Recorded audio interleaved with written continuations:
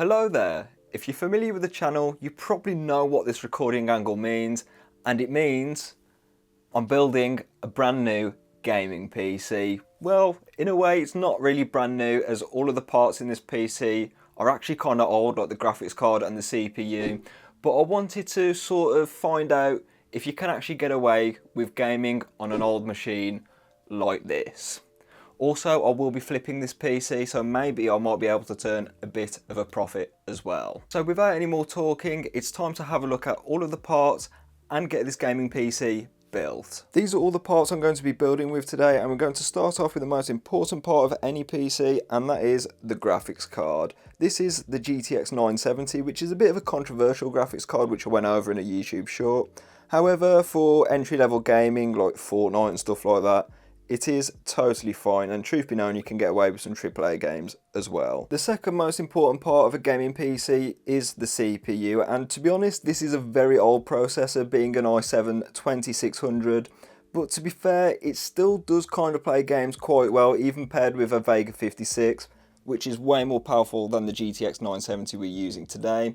So I think it will be a decent pairing, and also, if you're flipping a PC, i7 matters a lot more than i5, despite a 3rd gen i5 being in here. Speaking of this, this is the motherboard, and it's an ASUS B75M, and I think it looks pretty decent and it performs pretty decent as well.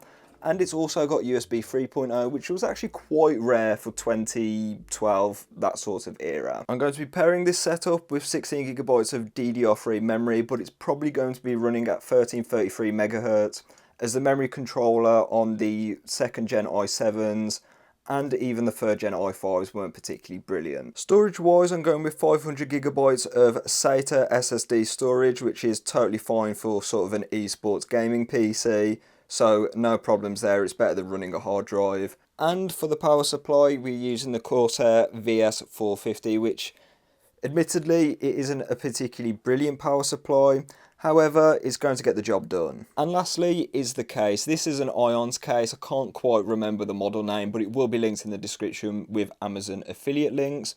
But it does look like a pretty decent case, and it has 3 ARGB fans, which obviously help sell gaming PCs. So let's get this PC built.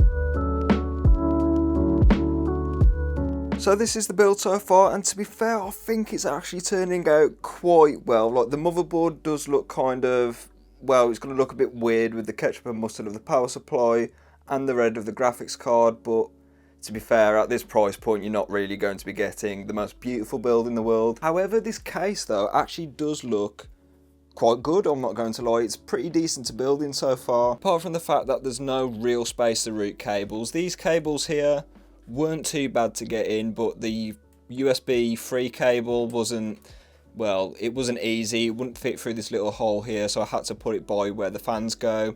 And speaking of the fans, I'm going to switch these around so they're intake instead of exhaust, so the air will come this way and then it will go that way and then out the back of the case. So now it's time to put the power supply in. Also, Ions, thank you so much for using a SATA power cable instead of Molex, because Molex is the worst connector ever made, and SATA power is actually, well, it's better in every single way for the most part.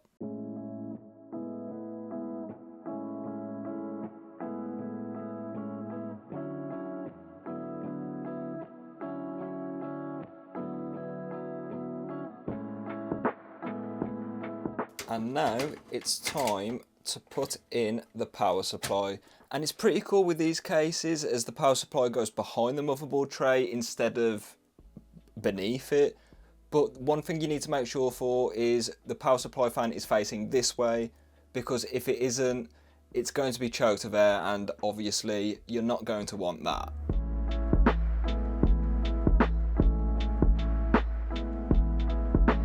Before I do any cable management, it's best to get this tray out so I can mount the SSD.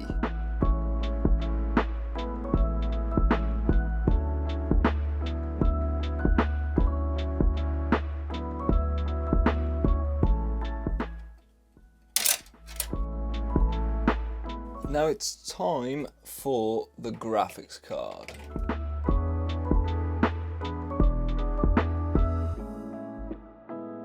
So the PC now is in its final stages, and to be fair, well, yeah, the GPU doesn't look particularly brilliant. The GPU sag is very, very bad. However, I think we can use this cable to help it out a bit. So maybe if we tie that in the back there, it might keep the GPU propped up and it might actually make it look a bit better.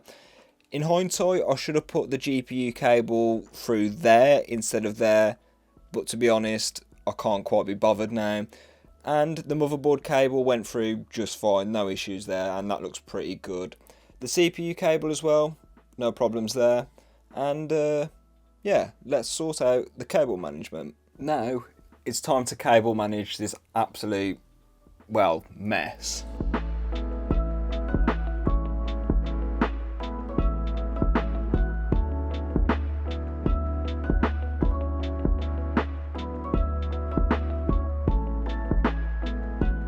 Okay, this is the true measurement of any cable management job, and that is putting on the side panel.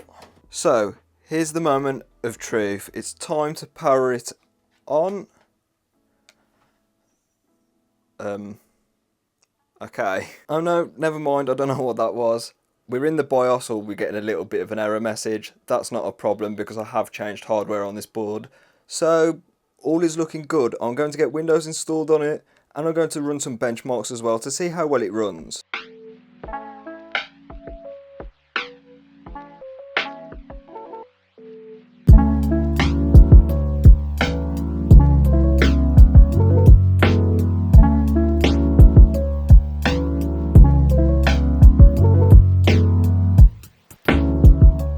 Right then, here is the final PC build, and to be fair, was it the easiest PC build I've ever done? No, probably not, but that's probably because I'm a bit of an idiot and I didn't route cables properly, like the GPU cable and the SATA cable for the SSD.